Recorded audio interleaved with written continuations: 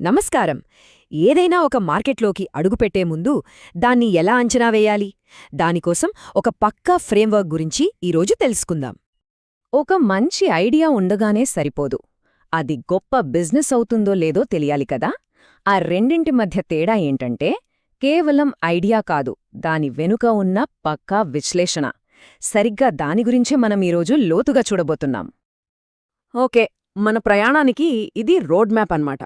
సరైన ప్రశ్నతో మొదలుపెట్టి మన మార్కెట్ ఏంటో డిఫైన్ చేసుకొని, దాని సైజ్ ఎంతుందో చూసి, గ్రోత్ ఎలా ఉందో లెక్కించి, పోటీని విశ్లేషించి, ఆఖరికి ఒక ఫైనల్ డెసిషన్కు వస్తాం. సరే, మొదటి అడుగు వేద్దాం. ఏ విశ్లేషణకైనా ఒక స్పష్టమైన లక్ష్యం ఉండటం చాలా ముఖ్యం. అక్కడినుంచే అంతా మొదలవుతుంది. మనం నంబర్స్తో కుస్తీ పట్టే ముందు అసలు ఈ అనాలిసిస్ ఎందుకు చేస్తున్నామో క్లారిటీ తెచ్చుకోవాలి. కొత్త పెట్టుబడి కోసమా? ఉన్న మార్కెట్ను ఇంకా విస్తరించడానికా? లేదంటే ఈ ఐడియా వర్కౌట్ అవుతుందా లేదా అని తెలుసుకోవడానికా? సరైన ప్రశ్న వేస్తేనే కదా సరైన సమాధానం దొరికేది. సరే, మన లక్ష్యం ఏంటో స్పష్టమైంది. ఇప్పుడు మనం దిగబోయే యుద్ధక్షేత్రానికి, అంటే మన వ్యాపార సాహసానికి ఒక మ్యాప్ గీసుకుందాం. ఈ స్టెప్లో మనం క్లియర్గా బౌండరీలు గీసుకోవాలి. అంటే మనం మాట్లాడుకునేది ఒక నగరంలోని కాఫీ షాపుల గురించా, లేక ప్రపంచవ్యాప్తంగా ఉన్న సాఫ్ట్వేర్ ఇండస్ట్రీ గురించా? మన ఆట ఎక్కడో స్పష్టంగా తెలియాలి. ఇప్పుడు చాలా ఆసక్తికరమైన భాగం. మన ముందున్న అవకాశం ఎంత పెద్దదో నంబర్లలో చూద్దాం. దీన్ని అర్థం చేసుకోవడానికి ఒక 3 లేయర్లగా విడదీసి చూద్దాం. టీఏఎం అంటే టోటల్ అడ్రెసబుల్ మార్కెట్. దీన్ని ఒక పెద్ద కేక్లా ఊహించుకోండి.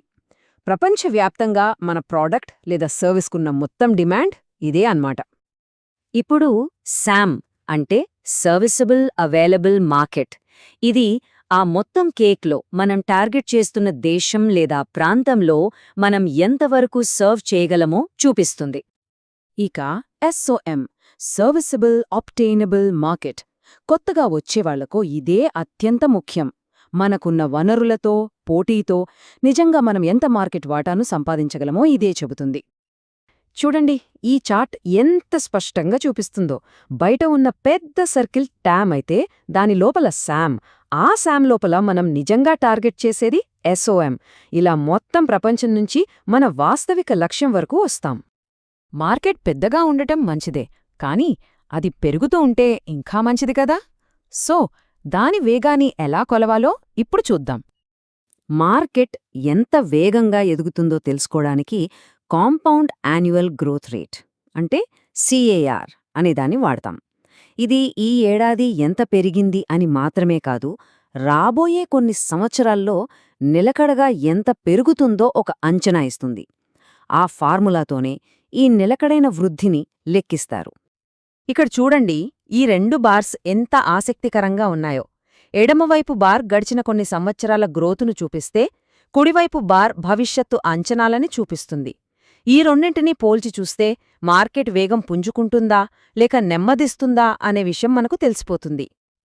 ఓకే, మార్కెట్ సైజు ఎంత, దాని స్పీడేంటో ఒక ఐడియా వచ్చింది. ఇప్పుడు ఆ ఆటలో ఇప్పటికే ఉన్న ప్లేయర్స్ ఎవరో చూద్దాం. ప్రతి మార్కెట్లోనూ కొన్ని పాజిటివ్ అంశాలు ఉంటాయి. అవి మనల్ని ముందుకు నడిపిస్తాయి. అలాగే కొన్ని నెగటివ్ అంశాలు ఉంటాయి. అవి మనల్ని వెనక్కి లాగుతాయి. ముందుకెళ్లడానికి ఏవి ఉపయోగపడతాయి, అడ్డంకులుగా ఏవి నిలుస్తాయి? ఈ రెండింటినీ గుర్తించడం చాలా కీలకం. పోటీని విశ్లేషించడం అంటే సింపుల్గా కొన్ని ప్రశ్నలు వేసుకోవడమే. అసలు మార్కెట్లో పెద్ద తలకాయలు ఎందరున్నారు, వాళ్ల వాటా ఎంత, మార్కెట్ మొత్తం కొందరి చేతుల్లోనే ఉందా లేక కొత్తవాళ్లకు చోటుందా? ఇలాంటి ఒక డోనట్ చార్ట్ చూడగానే మనకు తెలిసిపోతుంది. మార్కెట్ను ఒకరిద్దరు పెద్ద ప్లేయర్స్ ఏల్తున్నారా, లేకపోతే చాలా మంది ప్లేయర్స్ ఉండి కొత్తవారికి కూడా అవకాశముందా అనేది ఒక్కచూపులా అర్థమైపోతుంది. సరే, ఇప్పటిదాకా మనం చూసిన వాటన్నింటినీ కలిపి చూసే సమయం వచ్చింది. ఈ విశ్లేషణ అంతా మనల్ని అత్యంత ముఖ్యమైన నిర్ణయానికి ఎలా తీసుకెళ్తుందో చూద్దాం. అంటే ముందుకు వెళ్లాలా వద్దా?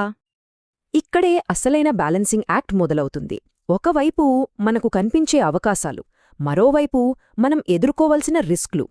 ఈ రెండింటినీ తూకం వెయ్యాలి. అయితే ఒక విషయం అస్సలు మర్చిపోకూడదు. మన నిర్ణయం ఎంత బలంగా ఉంటుందనేది మనం వాడిన డేటా ఎంత నమ్మదగినదో అనేదానిపైనే ఆధారపడి ఉంటుంది. కాబట్టి ఈ విశ్లేషణ అంతా పూర్తయ్యాక చివరగా అడగాల్సిన బిలియన్ డాలర్ ప్రశ్న ఇదే: మనం ఎంచుకున్న మార్కెట్ మనం అడుగుపెట్టడానికి, పెట్టుబడి పెట్టడానికి తగినంత బలమైన, నిలకడైన వృద్ధిని చూపిస్తుందా? ఈ ప్రశ్నకు సమాధానమే మన తర్వాతి అడుగును నిర్ణయిస్తుంది.